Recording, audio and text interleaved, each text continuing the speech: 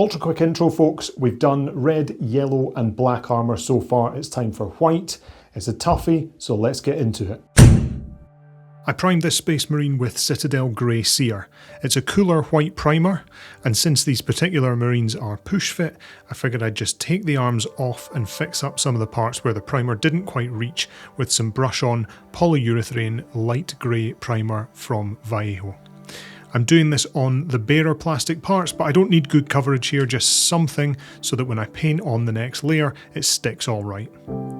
Before I jump into doing the white proper, I figured I'd just get the black under armour and joints out the way, and this saves needing to do any cleanup if I make a mess with black paint.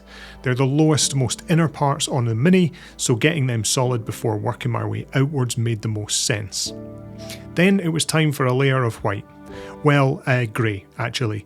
This is Sky Grey from AK Interactive's 3rd generation acrylics, and it's a really nice, neutral, but light grey. It's probably on par hue-wise with something like Ulthuan Grey from Citadel, but I know the Citadel paints aren't always known for good covering power, so I can't speak to whether you'll get exactly the same results.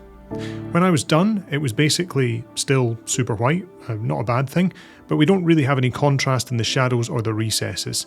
I thought maybe graphite would be a good solution here. It's a very neutral, mid-grey colour, still reasonably light, and in retrospect, probably not dark enough for the contrast that I was looking for. I then mixed that graphite colour with my original Sky Grey and started pushing into the lower facing and what would be darker areas of the armour, just to give myself a bit of volume building. I then picked up white grey, another even lighter grey from AK, and I did some volume building with the upper areas this time. Now this is practically white, but not quite, and it just helped with getting a difference between the upper armour areas and the lower armour areas. And if you want to mix this with Citadel, you probably want a mix of White Scar and Ulthuan Grey. I also started using this for some of the edge highlights around all of the armour panels. I then realised the recesses still weren't dark enough, so I cracked out Old Faithful, the Null Noil.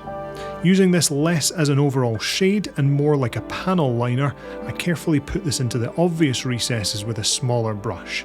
Now you can make life easier here by pre-wetting the recesses with just a wet brush, and then when you put in the Null Noil, it flows more easily along those channels.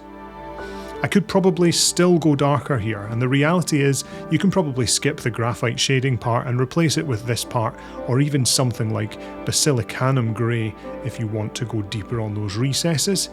If you want a dirtier looking white armour, you could opt for a brown wash for this step, something like Agrax Earthshade maybe.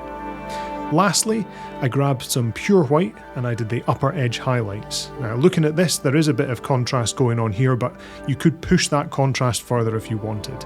I like the lightness of it since it'll definitely stand out and it'll be super clean and bright, but there are options to mucky this up further or go in for battle damage if necessary.